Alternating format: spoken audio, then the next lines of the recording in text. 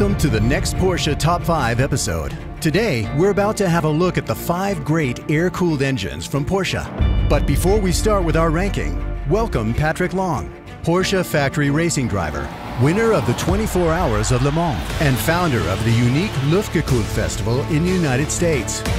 Hi, I'm Patrick Long, and this is the Top 5. Today, the subject, one of my favorites, the Porsche air-cooled engine.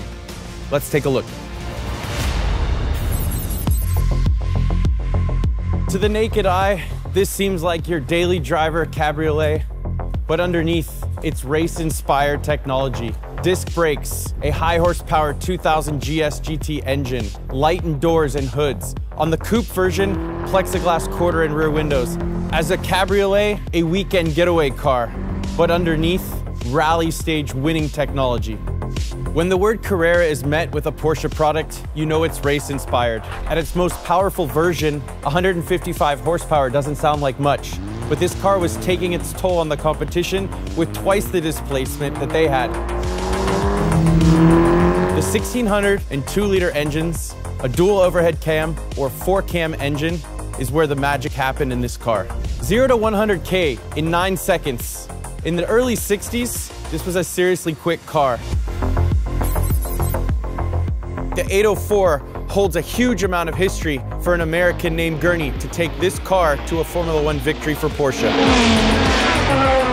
Flat 8, air-cooled, double wishbone suspension, torsion bar with internal shock absorbers.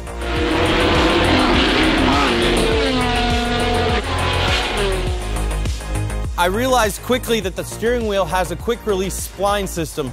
That is familiar.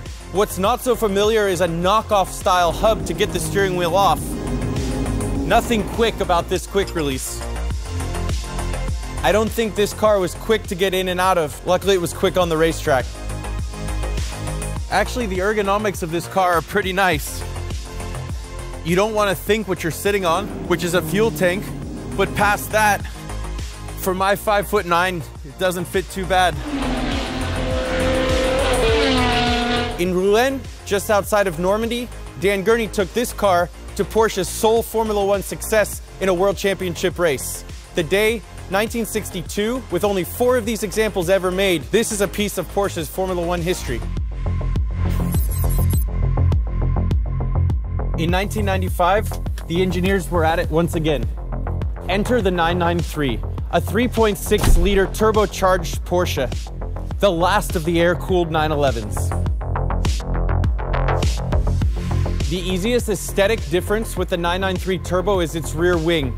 Wide, sleek, and following the shape of the 911 design as it comes back over the engine lid. Eliminating lift and providing downforce was key, as a 450 horsepower engine pushed the speeds on the Autobahn to something we hadn't seen to date. The constant evolution of the engineers in Weissach pushed this car from 0 to 100 in 4.5 seconds. That was achieved by limiting turbo lag. All-wheel drive put the power down and the turbos finished the job. Performance-based, but aesthetically this 993 pushes the envelope for me. One of the most beautiful designs I've ever seen.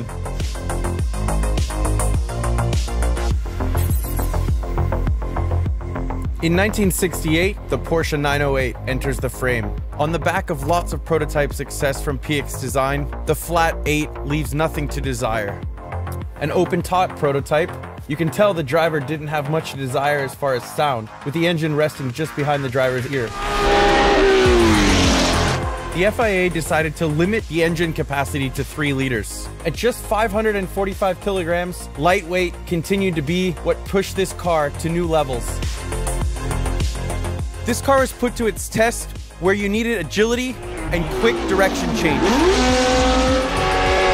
As you can see, the fan shroud is inverted, sitting just inches behind the driver's shoulders. Long hair and this car did not mix. The 9083 to me is one of the big icons in the motorsport development stages of the prototypes of Porsche's history.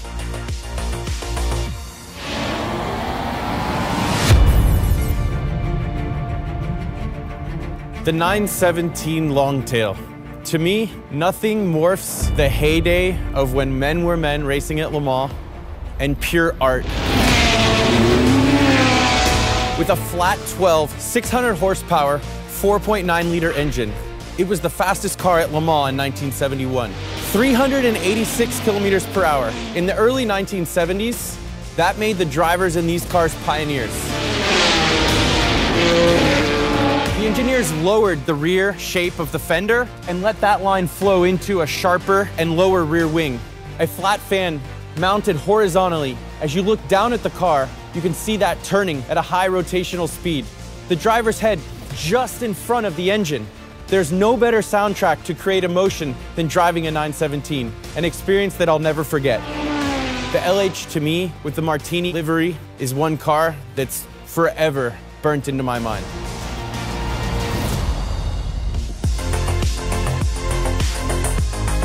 So there you have it, my top 5 Porsche air-cooled engines. 5 diverse examples, all legends in their own right. A pretty amazing collection. I'll see you next time.